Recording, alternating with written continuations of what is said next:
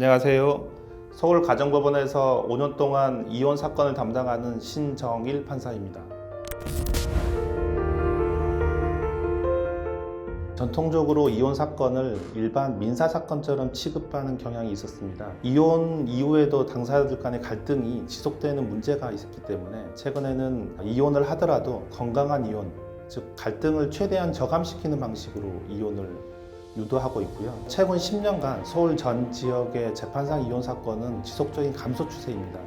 부부간의 갈등이 적어진다기보다는 전체 혼인 가정수의 감소로 인한 게 아닌가라고 추정하고 있습니다. 어떤 의도가 개입하는 걸 차단하기 위해서 무작위 배당을 하고 있습니다. 한 달에 100여 건을 담당하고 있는데요. 그 중에 재판상 이혼 사건이 차지하는 비율이 70에서 약 80% 정도 됩니다.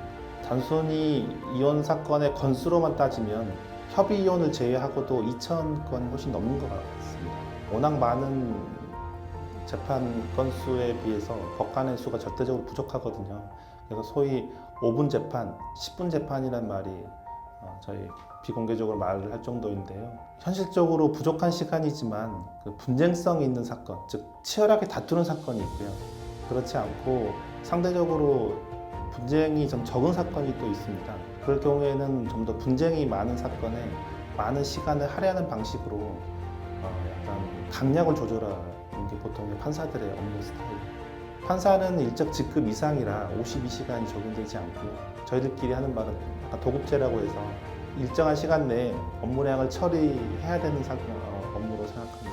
현재 우리나라에 있는 법관의 숫자가 3,000명이 채 되지 않는데요. 세상이 좀 더 복잡해지고 분쟁이 좀 더 고분쟁화되는 사건을 대처하기 위해서는 전문성을 가진 법관이 필요하다라고 저희 대법원에서 판단을 해서 이혼 사건에 있어서는 최대 7년 동안 가사 사건만 담당하는 전문법관 제도를 10여 년 전부터 시행하고 있고요. 재판상 이혼까지 온 사례의 대부분은 협의 이혼이 되지 않고 오랫동안 분쟁이 지속된 사건이기 때문에 그 중에 재결합이 되는 비율은 10% 미만일 정도로 굉장히 적습니다. 그리고 재결합이 되더라도 다시 이혼 청구를 하는 비율이 상당하기 때문에 궁극적으로 보면 재결합 비율은 현저히 낮을 거로 생각됩니다. 처음 이혼 사건을 담당할 때는 이혼이 가정이라든가 자녀에게 좋지 않은 것이다 라는 전제로 자주 저도 말을 했었습니다. 지금에 와서는 이혼이라는 게 당사자 성인들이 오랜 시간 고민하고 내린 결론이기 때문에 어느 정도는 존중해야 되지 않느냐 이런 생각도 가지고 있습니다. 서로 아이를 키우지 않겠다고 치열하게 다투는 경우가 있습니다. 아이가 재혼에 대한 걸림돌이 된다고 생각하는 경우도 있고 아니면 본인의 신체적 경제적인 여건 때문에 키우기 어렵다고 하는 경우도 있는데요. 그런 경우 보면 아이가 너무 안타깝습니다. 평소에 우울증이라든가 이런 극심한 갈등을 이기지 못하고 사망하는 경우도 있었고요. 당사자 중에 한 명이 살해한다거나 이런 사건 사고로 발전하는 경우도 아주 드물게 있습니다. 사망을 하게 되면 자동으로 혼인관계가 종료되기 때문에 소송이 끝났습니다라고 하는 소송 종료 선언으로 마무리하게 돼요. 그러니까 협의상 이혼하는 경우에는 본인들이 협의를 통해서 이루어졌기 때문에 재판상 이혼보다 상대적으로 좀 더 건강한 이혼으로 발전할 가능성이 많고요. 그런 경우에는 자녀의 향후 면접교섭이라든가 양육에 있어도 협조가 잘 되는 편입니다.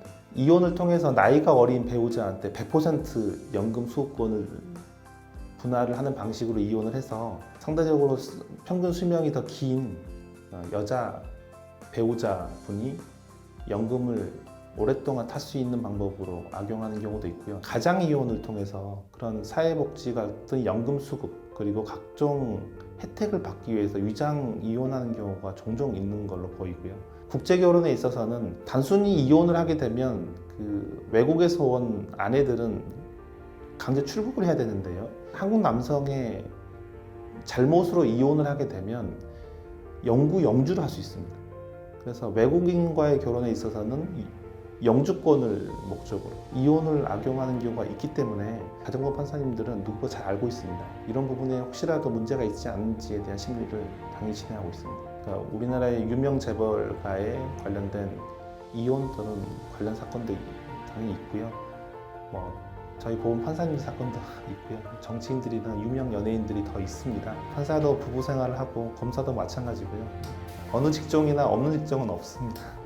우리나라 대부분 판례가 그 이혼 소송 중 정확히는 실질적으로 혼인이 파탄낸 다음에 이성을 만나는 경우는 그건 이혼 사유가 되지 않고 면책된다고 하고 있습니다. 다만 저희들 봤을 때는 1심에서 이혼 판결이 선고가 된다거나 이 정도로 이혼이 시간 문제고 불가피하다 정도라는 좀 확신이 있는 단계에서의 다른 이성 만나는 문제가 없지만 그 전 단계의 이성을 만나는 거라면 이혼 사유로 삼는 경우도 많습니다.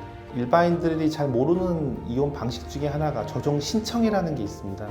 당사자 본인이 나오지 않더라도 소송대리, 즉 변호사 또는 본인이 법률 지식이 있으면 조정 신청서를 법원에 제출하는 방식으로 조정에 이르렀다고 하는 확인을 받아서 이혼을 하는 방식인데요. 많은 연예인들과 유명인들은 서로 이혼에 대한 합의가 있더라도 협의 이혼 방식을 통해 언론이라든가 외부에 본인의 신분이 노출되는 걸 방지하고요. 이혼 소송이든 조정 신청이든 일방이 임의로 신청을 할 수 있습니다. 그래서 조정 신청이라는 건 사실상 실질적으로 합의가 돼서 협의상 이혼의 실질을 띠더라도 겉으로는 분쟁성 있는 사건입니다. 저희가 이혼에 대해서 어떤 부분에 합의가 되지 않았지만 판사님 또는 조정위원님들의 조정을 통해서 합의가 될 것 같으니 조정 절차를 진행해 주세요 라는 거고요. 조정이 되지 않으면 바로 이혼 소송 절차로 넘어가게 됩니다. 앞으로의 소송 진행 방향이라든가 지금까지의 소송 진행 경과에 대해서 자세히 설명을 하고 서면을 제출하던가 증거를 제출할 때 미리 상의를 하는 방법입니다. 적극적으로 변론에 임하고 재판부에서 궁금해하는 사항이라든가 향후 진행 방향에 대해서 적극적으로 구체적으로 답변하시는 변호사님들이 상대적으로 좀 더 열심히 하시는 게 아닌가 생각이 되고요. 사건을 수임하는 과정에서 제3자가 재산을 목적으로 관여하는 경우에는 일단은 문제가 있다고 보시면 될 것 같습니다. 예전 어른들 말씀이 결혼하면 해도 후회 안 해도 후회라는데요. 이혼도 비슷한 것 같습니다.